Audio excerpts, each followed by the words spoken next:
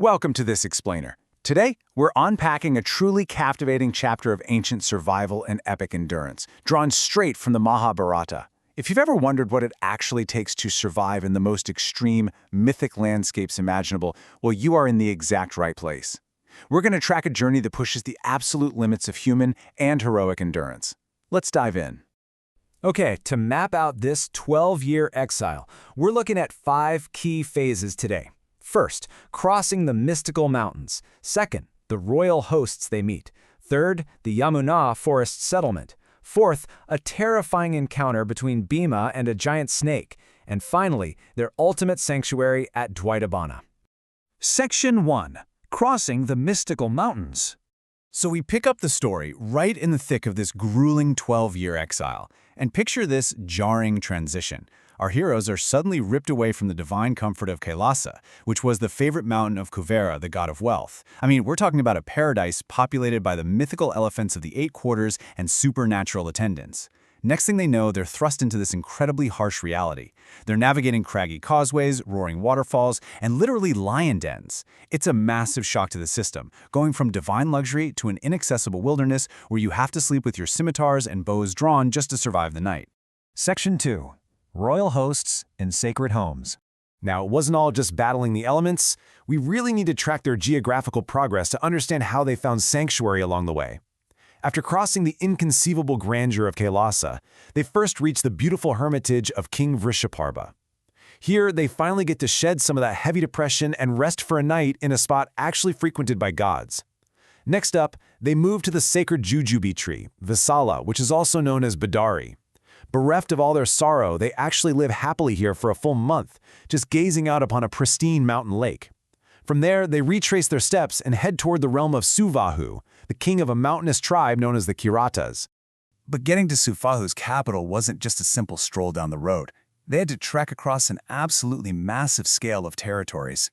They pushed through the incredibly difficult Himalayan regions, crossing ancient lands known as China, Tukhara, Darada, and all through the climes of Kalinda.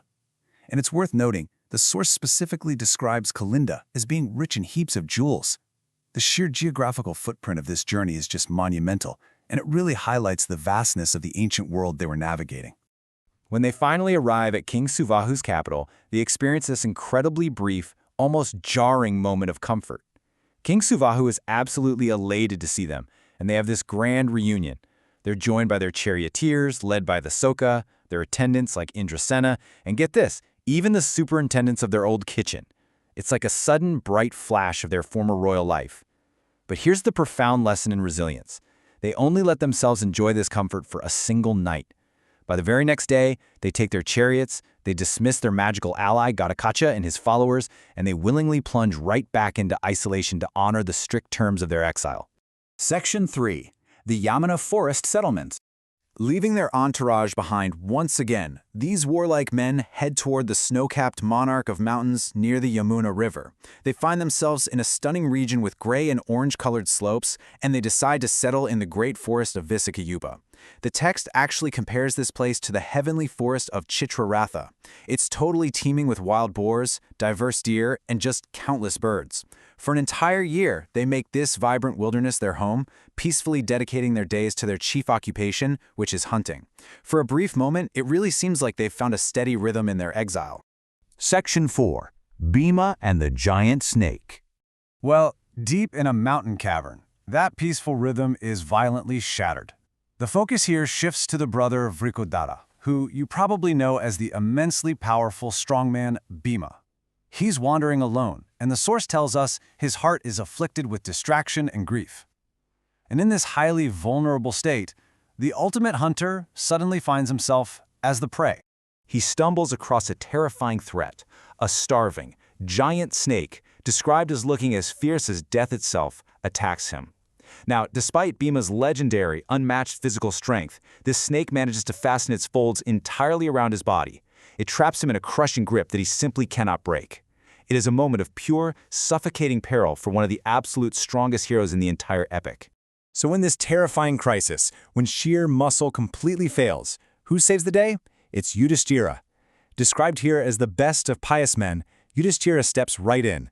The text notes that he uses his infinite puissance, basically his immense spiritual and moral power, to extricate Bhima from the snake's deadly grip. It just goes to show that strength comes in many different forms in these ancient texts, and their bond of brotherhood is, without a doubt, their ultimate survival tool. Section 5. Sanctuary at Dwaitabana. Having survived that completely horrifying ordeal, the timeline shifts. The much-anticipated 12th year of their forest sojourn finally arrives. Blazing in effulgence and deeply engaged in asceticism and archery, the brothers cheerfully leave that Chitraratha-like forest. They travel all the way to the borders of the desert, seeking a new dwelling by the sacred Saraswati River. Eventually, they reach the beautiful shores of the lake of Dwaitabana. And this is a massive shift, moving from those rugged, snake-infested mountains to a truly serene, spiritual oasis. As soon as they enter Dwaitabana, they're greeted by local ascetics. These are deeply devout people who actually subsist on stone-ground food because of their old age and want of teeth, and they bring grass mats and water vessels to welcome the princes. And you have to appreciate the incredible biodiversity of this sacred place. The brothers find happiness among a remarkably diverse array of trees lining the Saraswati. We're talking the holy fig, Rudaraksha, Rohitika, cane, jujube, katachu, sirisha, bell, ingura, karira, pilu, and sami trees. It's basically a botanist's dream and a perfect tranquil haven for the brothers. So they settle into this ultimate sanctuary, wandering with absolute contentment in a place considered the home of celestials, yakshas, and Gandharvas. But as we wrap up this explainer, we are left with a massive question. Think about it. After enduring insurmountable mountain peaks, brutal isolation, and literal monstrous threats, they have finally found peace in their 12th year. But how will this quiet sanctuary actually prepare them for what lies ahead? Because as anyone familiar with their story knows, the hardest battles are still yet to come. Keep that in mind as you reflect on the incredible resilience we've explored today. Thanks for watching, and I'll catch you in the next one.